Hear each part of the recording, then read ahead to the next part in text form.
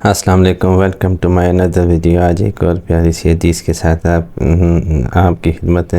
میں حاضر ہیں۔ تو اس میں حدیث میں ہمارے پیارے رسول صلی اللہ علیہ وسلم نے فرمایا کہ جب جنتی جنت میں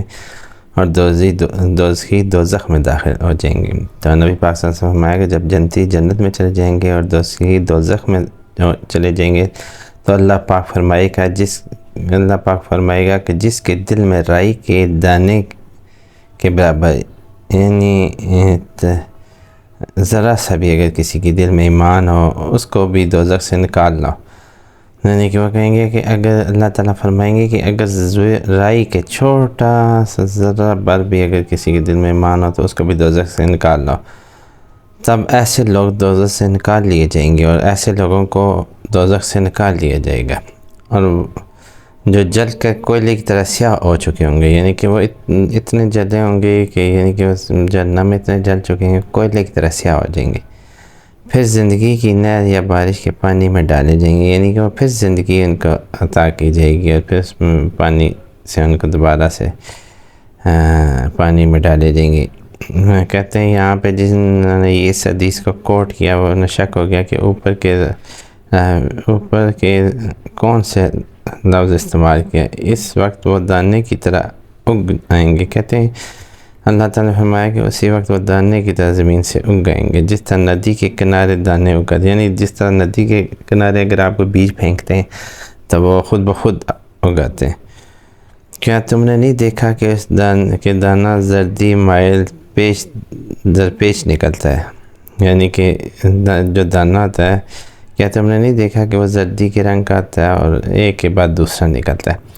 تو یہ آگے لکھا ہوا ہے کہ وہب نے کہا ہم سے عمرو نے، یعنی کہ وہ بتا رہے ہیں کس طرح ایک دوسرے سے راوی ہوئے، ٹھیک ہے۔ تو کہنے کا مطلب ہے کہ یہ والی جو حدیث پاک ہے ہمارے پیارے نبی صلی اللہ علیہ وسلم کی، کہ وہ بتا رہے ہیں کہ جب جنتی جنت میں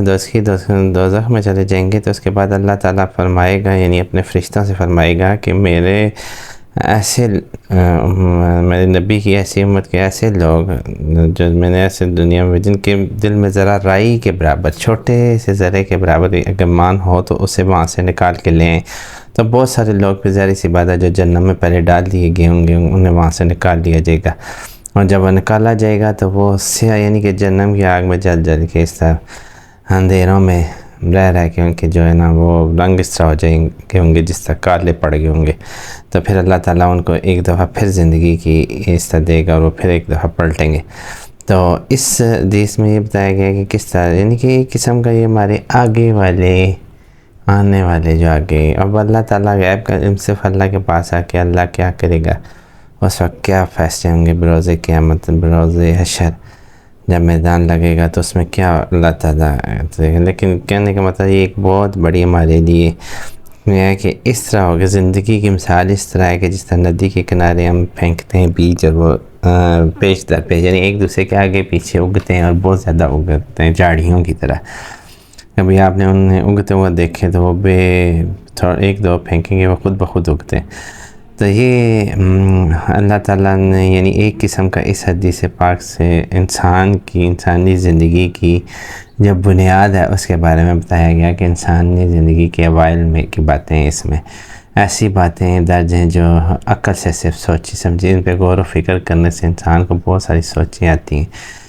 تو اس میں یہ ہے کہ اللہ تعالیٰ نے ہمیں کس طرح بنایا، کس طرح ہم وجود میں آئے، یہ ایک ہمارے وجود کی ہم خود کو بہت زیادہ پارسا، نیک اور پاک باز سمجھتے ہیں اور اس جسم کو ایک خوبصورت چیز تصور کرتے ہیں، تو جبکہ اس جسم کی بنیاد اللہ تعالیٰ نے بتایا کہ تم کیا تھے۔ یہ بیسیکلی حدیث سے ہم ایک اور مفہوم بھی لے سکتے ہیں کہ اس حدیث کے میں ہمیں بتایا گیا ہے کہ تم پہلے کیا تھے، کس طرح زندگی کا تصور، کس طرح اللہ نے ہمیں زمین سے اگایا، کس طرح اللہ تعالیٰ نے ہمارے لیے بندوبست کیے، کتنا اللہ تعالیٰ کی ذات پہ جب انسان غور کرنے جاتا ہے تو انسان دنگ رہ جاتا ہے کہ اس نے ہمارے بنانے کے بعد اس کا کام ختم نہیں ہے، اس نے ہمارے سارے قیامت تک معاملات طے کر دیے کہ ہم نے کتنا کھانا پینا ہے، کس طرح رہنا، مرنا ہے، مرنے کے بعد کدھر جانا ہے، حتیٰ کہ ہمارے سارے عمل، لیکن اللہ تعالیٰ کہتا ہے کہ میں نے تمہیں عقل دی ہے، صرف عقل دے کے، اور اس کو کتاب کو بند اس وجہ سے کیے گئے تم خود سوچو اور سمجھو اور مجھے پہچانا